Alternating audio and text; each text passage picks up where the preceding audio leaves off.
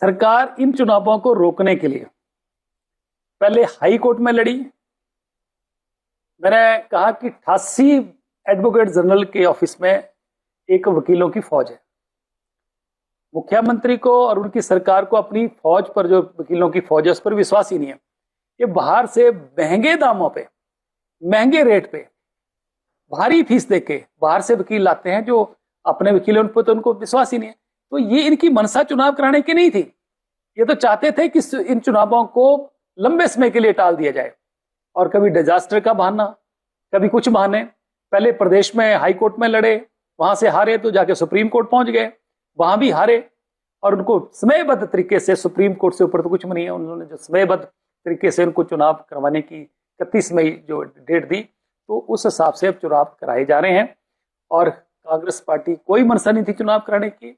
लोग तो इंतजार कर रहे हैं, लोग करारा जवाब इनको देंगे। अभी तो मैं सोलन में गया था, कई लोग सोलन में कांग्रेस के जो कैंडिडेट थे वो कह रहे हैं कि हम तो टिकट ही नहीं लेंगे। और जगह भी ऐसा ही है कि कई लोगों ने तो टिकट लेने से मना कर दिया कि हम कांग्रेस के टिकट, यानी कि उनसे समर्थित कैंडिडेट कांग्रेस के नहीं बन के, बल्कि हम तो आजाद उम्मीदवार बन के चुनाव लड़ना चाहेंगे। इसलिए प्रदेश में स्थिति नाजुक है। प्रदेश सरकार के खिलाफ लोगों का पूरी तरह मुहाल है, और इन्होंने प्रदेश की जनता को जिस तरीके से ठगा है, हर वर्ग को धोखा दिया है, लोग माकूल करारा जवाब देने वाले हैं। लोगों के पैसे का जिस तरीके से लूट मची हुई है, ऐसे लोगों को आने वाले समय में बख्शा नहीं जाएगा। अभी तो हम लोगों के पास एविडेंसेस बहुत आ रही है, और अभी हम लोग कंप्लेंट करते हैं तो पुलिस जो है वो इस सरकार की पूरी तरह कठपुतली बन चुकी है, तो उस पर कोई एक्शन नहीं होगा। सही समय पर आने पर सही निर्णय लेके उचित कार्रवाई की जाएगी, और हिमाचल प्रदेश की संपदाओं को, हिमाचल प्रदेश को, खजाने को लूटने का काम जो कर रहे हैं उनको बख्शा नहीं जाएगा। नारी शक्ति वंदन अधिनियम की बात है, भारतीय जनता पार्टी का लंबे समय से ये स्टैंड रहा है, ये सोच रहा है कि हिंदुस्तान की 50% आबादी जो है महिलाओं की है, और महिलाओं को लोकसभा में, विधानसभाओं में 33% आरक्षण मिलना चाहिए, ताकि वो अपने 50% आबादी जो है महिलाओं की, वो अपनी बात रख सकें।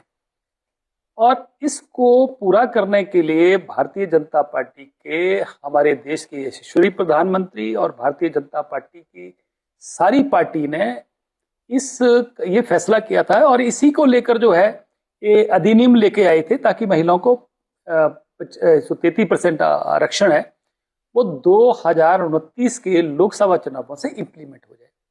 और अभी 2026 है, 2026 से लेकर 2029 तक जो भी कोडल फॉर्मेलिटी जितनी भी थी इससे संबंधित, वो पूरी हो सके इस बिल को पास करने के बाद, क्योंकि डिलिमिटेशन होनी थी।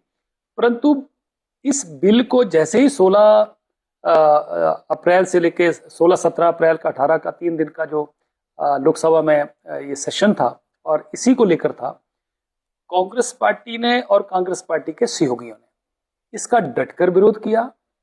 और कांग्रेस पार्टी और उसके सहयोगी दल नहीं चाहते थे कि ये बिल पास हो, और इस बिल को गिराने के लिए इन्होंने विपक्ष में रहकर इसके खिलाफ वोटिंग करी, क्योंकि इस बिल को पास करने के लिए 2/3 यानी कि 330 मत चाहिए थे, और इसके लिए 298 vote Bharatiya Janata party NDA की दल को मिले, और 230 विपक्ष को गए। और इस बिल को कांग्रेस पार्टी ने डटकर विरोध किया और गिराया। इसका मतलब है कि कांग्रेस पार्टी और उसके सहयोगी दल महिलाओं के विरोध में है। वो नहीं चाहते कि महिलाएं लोकसभा में, विधानसभा में अपनी बात रखें, और नारी को, महिलाओं को सशक्त करने के लिए जो बिल लाया गया था उसका इन्होंने डटकर विरोध किया। और हालांकि भारतीय जनता पार्टी ने इस बिल के साथ साथ ये भी प्रोविजन किया था कि 33% सीटें लोकसभा में और उसी तरीके से, उसी रेशो में इस विधानसभा में भी बढ़ाई जाए, ताकि किसी के ऊपर कोई इसका असर ना पड़े। परंतु कांग्रेस पार्टी ने अपनी मानसिकता को दर्शाते हुए इस बिल का विरोध किया। आज पूरे देश में महिलाएं जो है, ये कोई हिमाचल प्रदेश का प्रश्न नहीं है, पूरे देश में महिलाएं अपने आप को ठगासा महसूस कर रही हैं।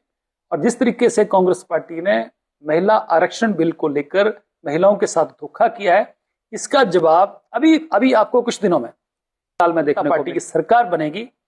और जिस तरीके से पिछले कल 90% पोलिंग हुई है, इसका मतलब है कि ये सारी एंटी एस्टेब्लिशमेंट जो है गया है सरकार के खिलाफ, जो है ये इतनी भारी पोलिंग हुई है, तो वेस्ट बंगाल में भारतीय जनता पार्टी की सरकार भी बनेगी। और हमारे देश के यशस्वी प्रधानमंत्री और भारतीय जनता पार्टी बिल्कुल इस बात को लेकर डिटरमिन है कि महिला आरक्षण बिल होके रहेगा और आने वाले समय में इसको पूरा करने के लिए, इसको लागू करने के लिए कोई कसर नहीं। हमीरपुर का जो बस अड्डा है, इसको लेकर आम जनता में चर्चा है कि ये जो बस अड्डा है, इसका जो टेंडर हुआ था, इसकी जो एस्टीमेट बना था, डीपीआर बनी थी, वो 42 करोड़ रुपए की बनी थी। जबकि जिस भी व्यक्ति ने इसको टेंडर को लिया, उसने कंपटीशन में लिया होगा, स्वाभाविक है, और 36 करोड़ का लिया।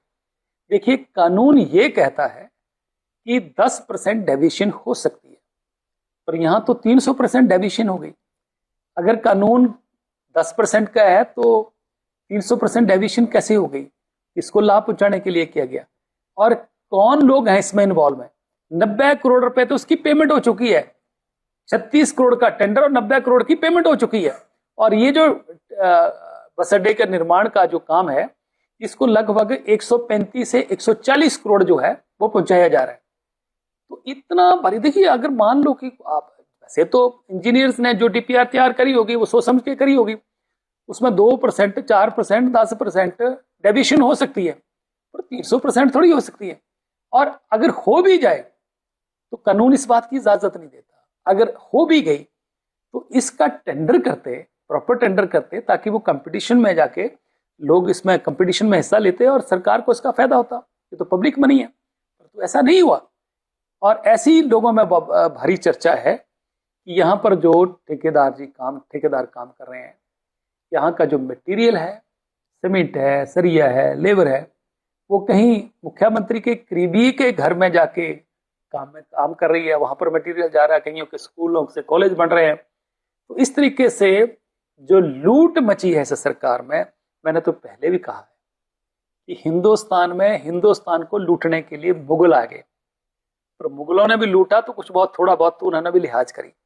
उसके बाद ईस्ट इंडिया कंपनी आ गई, उनके भी कुछ एथिक्स थे। परंतु ये जो हिमाचल प्रदेश में सरकार आई है और ये एक मित्रों का ग्रोह जो है, एक सिंडिकेट के रूप में जो काम कर रहा है, इन्होंने तो कुछ नहीं छोड़ा है।